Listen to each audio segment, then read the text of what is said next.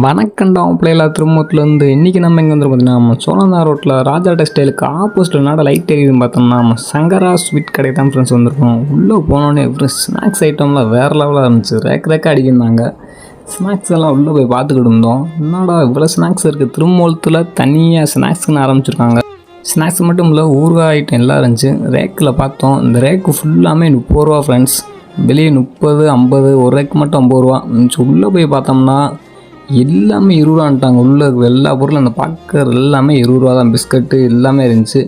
Children's தேவையான cycle மிட்டாய், குச்சி மிட்டாய் எல்லாம் இருந்துச்சு.